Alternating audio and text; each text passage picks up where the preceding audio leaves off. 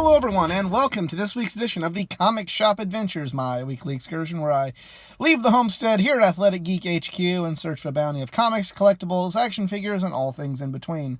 First things first, time to talk about what stood out from last week's pull list, and it was a decent pull all around. The books that really stood out to me were Justice League.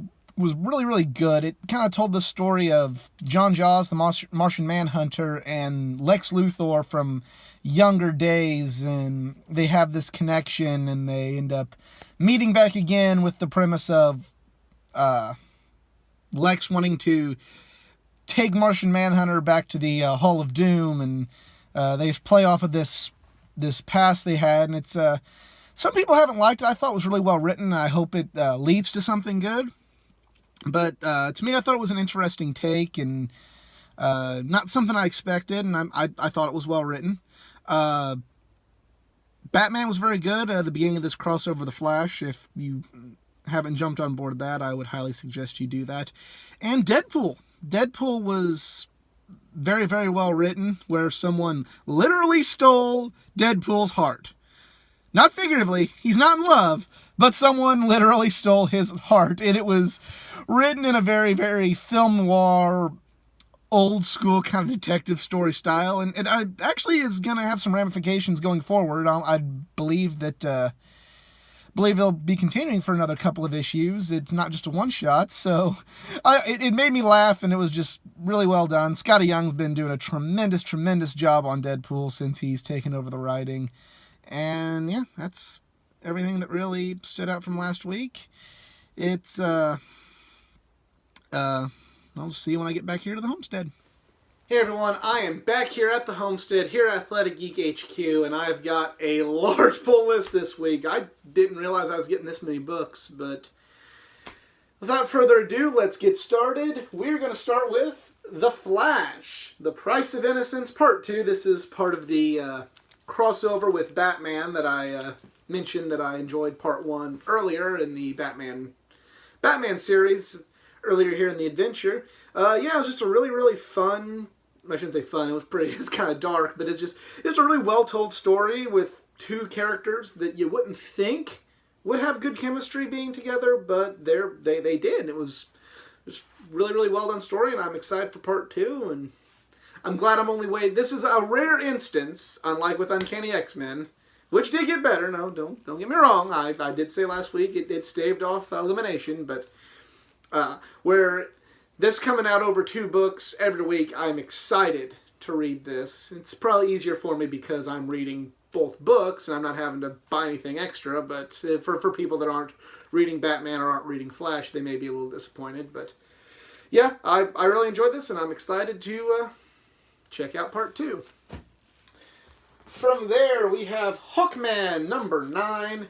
And I'm going to be honest, and Hawkman has been a decent book, don't get me wrong, and I have really enjoyed my read it, but it's kind of been out of sight, out of mind for me. I've actually kind of forgotten about Hawkman being a book that I pick up until I was going through, I'm like, oh, when I got my pull list, I'm like, oh shit, I still have it. So, yeah, it's hopefully get back into this, and hopefully it rocks me, because it never was a bad book. I just kind of forgot about it. Maybe that's on me. Maybe that means the story wasn't as good as I remember. Who knows? But nonetheless, Hawkman number 9. From there we go to Superman number 8, and this hasn't over at Action Comics, Bendis, I was really enjoying his Action Comics book a lot more than Superman. This one's kind of confusing me, and I gotta be honest with you. If this book doesn't pick it up, and seeing as how Action and Superman are not bleeding in, I mean they bleed in a little bit because they're both Superman titles, but no more than any other comic book. I thought there'd be one overarching story arc the whole time while Bendis was writing the book, but he's not, or that's not the case. So yeah, Superman's on the chopping block, and as much as I've been enjoying Action, Superman itself has just been kind of blah, and it's weird because the same guy's writing both books. But we'll see what issue 8 brings us.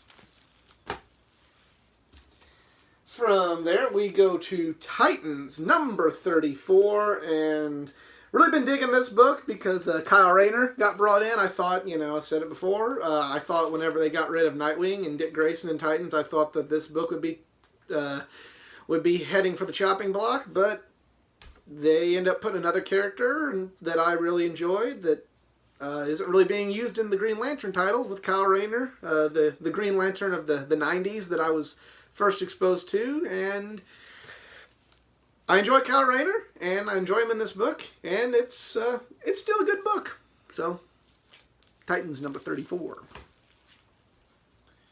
From there, we go to Justice League Dark number 8, and just look at this cover with, it looks like Zatanna and Wonder Woman getting turned to some kind of golden statue or fire statue. I don't know what is going on here, but it looks absolutely horrifying. And yeah, I'm excited to read this book, but wow, look at that cover. And obviously with the Bound by Fate, it's going to be Dr. Fate's going to have something to do with this, and I've enjoyed Dr. Fate, maybe not as much as other people. I'm not going to consider myself a Dr. Fate fanboy. But I really like Dr. Fate, and I'm interested to see how he fits into the Justice League Dark story here. So, Justice League Dark, number 8. Now we get into the Batman portion of the pull list, and I'm going to start off with Detective Comics, number 998, Peter Tomasi, tremendous writer. And he's doing such a great job on Detective. It's becoming one of my the books I get the most excited about. And I know 1000, with the way it's building, is going to be epic. I've already pre-ordered several different covers for Detective Comics number 1000. So yeah, be on the lookout for that. But yeah, I've really enjoyed what Peter Tomasi's done so far on this book. He's really brought it back up to a high standard of comic and back to where it was when I first started the adventure. So, Detective 998, very, very excited about that one. And to round out Batman and DC as a whole from this week's bounty pull list, whatever it is, I fluctuate names, whatever.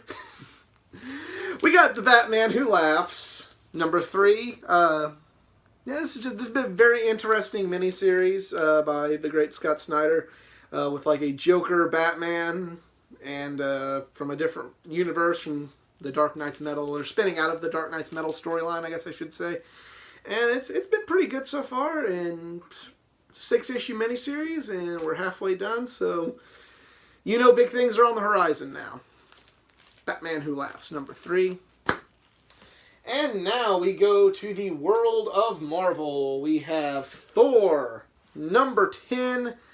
I've been really enjoying this book. Jason Aaron is a tremendous writer, and I've really enjoyed a lot of his work on everything, and he's made me turn into a real Thor fan.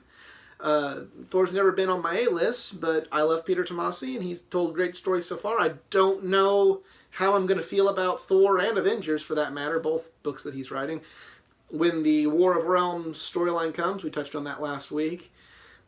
Just because I don't really feel like buying a bunch of other books. They cost enough as it is, so yeah, but nonetheless, until that happens, I'm going to enjoy Thor and the Avengers to where I can really enjoy the stories and not feel like I have to skip it or I'm not getting the full, the full story. So I'm going to really sit down and enjoy Thor number 10. From there, we go to Mr. and Mrs. X number 8. Best X-Men book out there. It's one of the best because, well, after the praise I gave this book in the past, and when you see what's up next, that maybe it's not the best, but if it's up there. It's at least tied for the best. Kelly Thompson does a tremendous job writing both of these great characters, and I thought the series was coming to an end after issue 6. Thank God I was wrong, because it's a great series, and I get my Rogue and Gambit fix, and it's coming from someone who actually wants to write Rogue and Gambit. So, yeah, she's doing such a great job, and I hope this title goes on forever, because it's probably the best interpretation of both characters in quite some time, especially Gambit. I enjoyed James Asmus's run back in like 2012, and he had a series that I thought was really, really well done, but just didn't translate to sales. So hopefully the sales match the quality of this great book, Mr. and Mrs. X #8. Great book. But here's the other great X-Men title out there, and that is Dead Man Logan #4. You've heard me sing the praises of Old Man Logan, Dead Man Logan. Last issue of Dead Man Logan, everything kind of came like in this weird full circle with Mysterio from the original Old Man Logan graphic novel by Mark Millar. That this character is, that's essentially a continuation of that and a continuation of that story. So yeah, very interested to see what happens next, because if you were a fan of the original Old Man Logan and then you gotten into the Dead Man Logan series, there was a lot of fan service, but it was fan service with a reason. In the last issue of Dead Man Logan, so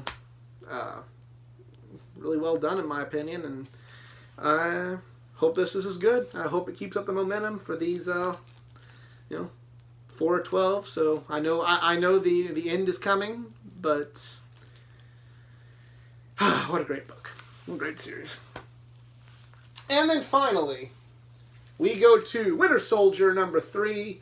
It's been a fun series so far. It's kind of like an espionage thriller, which is kind of nice. Kyle Higgins, I loved his Nightwing run, and met him at Lexington Comic Con. He's a great guy, and he's done a good job so far on Winter Soldier. I feel like Winter Soldier kind of fits in with like what Kyle Higgins is able to write well. It's kind of he's a character similar to Nightwing in a lot of ways. Being the sidekick that becomes his own man.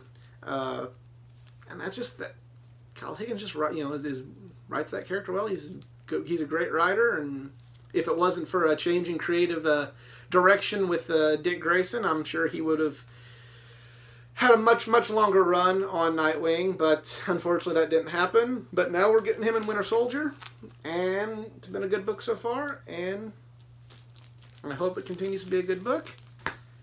And that is it for my bounty this week. Let me know what you picked up at your local comic shop in the comments section below. If you enjoyed this video, please give it a like, give it a share. If you want to see other videos like it, please subscribe. It's not just content from the world of comics, but also from the world of pro wrestling, gaming, and all things geek culture. Go like the Facebook page at facebook.com/athleticgeek89 for more content, including my collection comic of the week.